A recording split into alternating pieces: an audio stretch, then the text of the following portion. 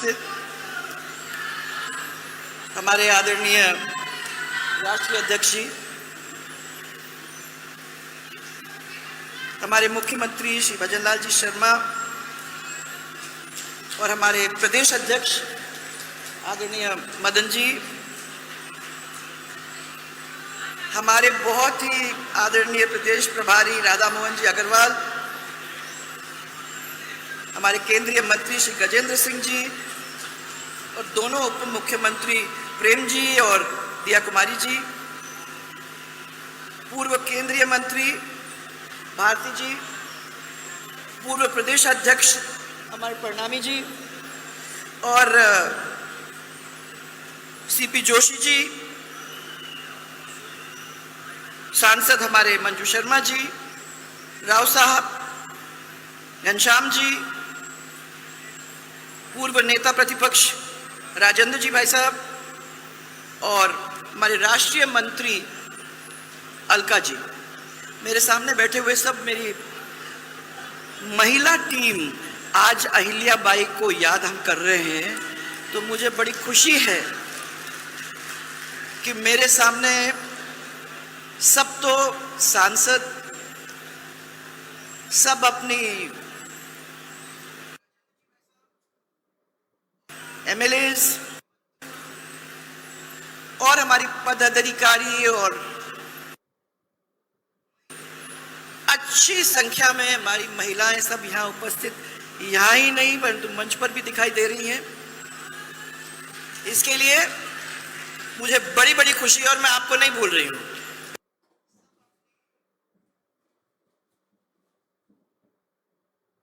पहले प्रणाम इनको करके आप लोग सबको मेरा बहुत सारा प्रणाम, सब लोग यहाँ बैठे हुए हो, आदर सत्कार के साथ आपका प्रणाम।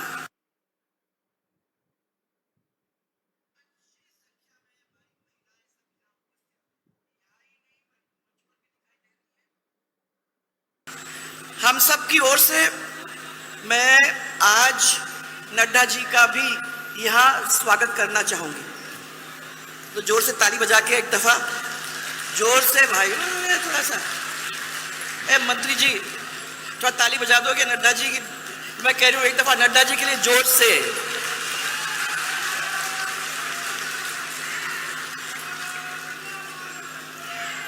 मालवा का एरिया हम लोग अच्छी तरह से जानते हैं और जो कोटा और झालावाड़ के लोग हैं वो तो अच्छी तरह से मालवा के एरिया को जानते इसलिए हैं क्योंकि लगा इलाका है। ये वही इलाका है जहां साम्राज्य था हमारी राजमाता अहिल्याबाई होलकर का, जिसकी 3 आने के लिए और हमारे राष्ट्रीय अध्यक्ष जी के प्रेरणादायक वचन को सुनने के लिए मैं आपके सम्मान के साथ वहां स्वागत करते करते यही विश्वास करूंगी कि अहिल्याबाई की बात, उनकी ताकत, उनका इतिहास सबके सामने रखने का काम आप जरूर करेंगे।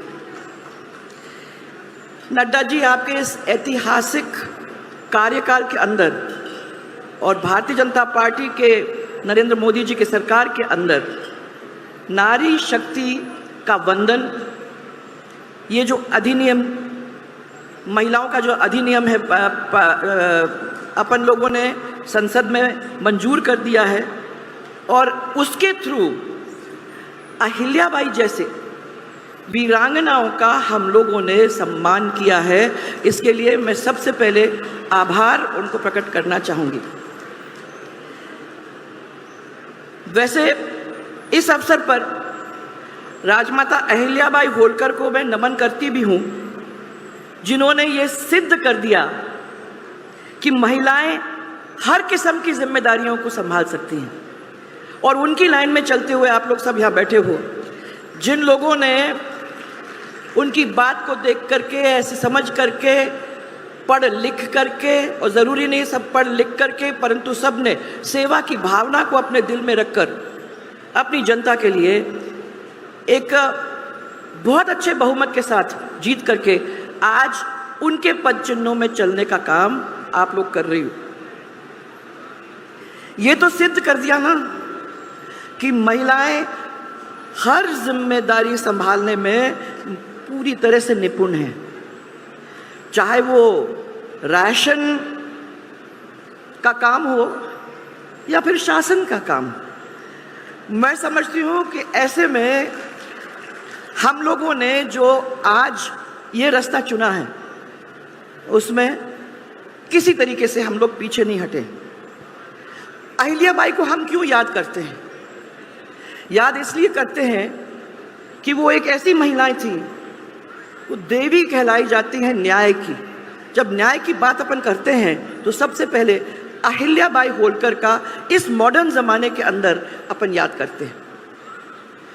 आपको सबको मालूम होगा कि उन्होंने अपने बेटे को भी बख्शा नहीं।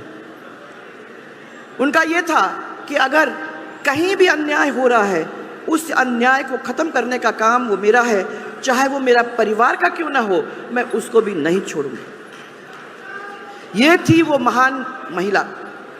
और मैं आपको ये बताना चाहती हूँ कि मैं उनके वाड़े पे, महाराष्ट्र में, यहाँ जो मराठी बोलने वाले लोग हैं उनको मालूम है कि वाड़ा का मतलब यह है कि ना तो वो हवेली है ना वो महल है, उसके बीच का जो एक है उसको वाड़ा कहते हैं। नदी के किनारे उनका वाड़ा, उनमें उसमें उनका मंदिर। कभी जाओ, क्योंकि महिला होने के नाते हम लोगों को वहाँ जाकर, उस भूमि पर खड़े होकर, जहाँ वो रही थी, जहाँ उन्होंने ये बात फैलाई थी, वहाँ जाकर इसको समझने की कोशिश करो कि उनकी ताकत कहाँ से निकल के आई थी। सुंदर मंदिर उन्होंने वहाँ बनाया है। और उसके साथ साथ जो अपने घर का मंदिर होता था, उसमें हाथ से 1001 रोज मिट्टी, उसी मिट्टी के निकाल के वो बनाती थी शिवलिंग। और बनाने के बाद, उनकी पूजा करने के बाद, उन शिवलिंग को बहाने का काम नदी के अंदर फिर हो जाता करता था। उनका वाड़ा देखोगे तो समझ में आ जाएगी कि वो जनता के कितने करीब थे, क्योंकि बड़े महलों में नहीं रहती थी। ये वाड़ा बहुत जमीन के साथ साथ का है, तो इसलिए आप उस वाड़े में जाओगे तो आपको समझ में आएगा कि वो कितनी करीब थी जनता की। उनके पति खंडेराव जी की 21 वर्ष की आयु में मृत्यु हुई, तो वो बहुत आहत हुई। और उस जमाने के जैसे उन्होंने ये कह दिया कि मैं तो सती बनना चाहूँगी। तब उनके ससुर साहब ने उनको रोका। मल्हर राव जी का नाम इसके लिए बहुत बने लोग जानते हैं। उन्होंने उनको रोका और उन्होंने कहा कि तुम जैसी महिला, मेरी बहू, मैं तुमको शिक्षित करूँगा, प्रशासनिक विषयों में दक्ष हो तुम, ऐसी स्थिति बनाने की कोशिश करूँगा, और सैन्य के बारे में भी, मैंने आर्मी के बारे में भी आपको सिखाने का काम मैं करूँगा। जो इन्होंने किया। ससुर और बेटे की मृत्यु के बाद उन्होंने कई टाइम ऐसे थे जहाँ सेना के अंदर जाकर तलवार चला के और सेना के सामने चलने का उनको मौका मिला, वो पीछे नहीं हटी। किसी ने ये नहीं कहा। इसलिए मराठी महिलाएं आप देखोगे कि नौवारी साड़ी पहनते हैं। वो इसलिए पहनते हैं कि उनके परिवार के साथ जब लड़ाई में जाया करते थे सब आदमी लोग, तो उनके साथ साथ महिलाएं उनकी जाती थी, घुड़सवारी करती थी, इसलिए वो नौवारी साड़ी पहना करती थी। और आप लोग समझ जाओगे क्योंकि आप लोगों ने सबने देखा। वो 1767 में पेशवा ने अहिल्याबाई को मालवा पर अधिकार करने की अनुमति दे दी और 11 दिसंबर 1767 को वे गद्दी पर बैठी। और गद्दी पर बैठकर उन्होंने 28 वर्ष तक इंदौर का शासन किया। और उन्होंने धर्म की रक्षा की, लोगों की रक्षा की, अन्याय को न्याय में बदलने की कोशिश की। और बद्रीनाथ से रामेश्वरम तक और द्वारका से पुरी तक उन्होंने आक्रमणकारियों के ऊपर, जो भी मंदिर को क्षतिग्रस्त करते थे या जिन्होंने करने की कोशिश की थी, ऐसे लोगों से लड़ाई भी लड़ी और मंदिरों का निर्माण करने का काम किया। तो आप कहीं भी चले जाओगे, कहीं ना कहीं जहाँ जाओगे अपने तीर्थ के धाम पे, तो लोग अहिल्याबाई का नाम आज भी श्रद्धा के साथ लेते हैं। वो ऐसी महिला थी।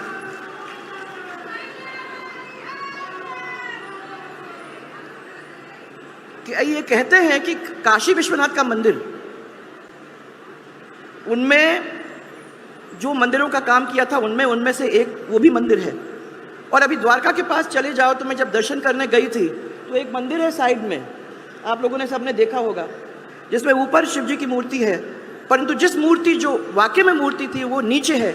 उसको बचाने का काम उन्होंने किया था। जब वो आक्रमणकारी आए थे तो उन्होंने उस शिव जी की मूर्ति को किसी तरीके से छू नहीं पाए, ऐसा काम उन्होंने करके दिखाया था। आखिर में उन्होंने सती प्रथा का विरोध किया, नारी सशक्तिकरण की वकालत की और उन्होंने दिखा दिया कि नारी के नेतृत्व में कितने कितने अच्छे और संपूर्ण गुण हैं। ये भी उन्होंने बता दिया, क्योंकि उनका राज तो आज भी लोग दूसरे लोगों को बताने का काम करते हैं। मैं आज इस अवसर पर फिर से उनको श्रद्धांजलि अर्पित करते हुए आप सबकी ओर से श्रद्धांजलि अर्पित करती हूँ, क्योंकि ऐसी महिला, वाकई में ऐसी पूजनीय महिला, मुझे तो मौका मिला है, पर मैं आपको कभी कहूँगी कि कभी इंदौर जाते हो तो खाली इंदौर मत जाना, थोड़ा सा आगे चलना, जहाँ उनका वाड़ा है और नदी के किनारे उस वाड़े का मजा लेना, वहाँ जाके उस मंदिर में दर्शन करना और ये वहाँ से वो शक्ति पाकर वापस आकर अपने इस काम को आगे बढ़ाने का काम करना। इतना ही कह के आप लोग सबको मैं धन्यवाद देना चाहती हूँ और यही विश्वास करती हूँ कि आज अपन ने याद किया, ये क्षणिक न हो, ये आगे भी अपन याद करें कि ऐसी महिला थी, आगे भी अपने आप को ऐसे ही ढलने की अपन कोशिश करें। आप सबको बहुत बहुत धन्यवाद कि आपने हमारी बात सुनी।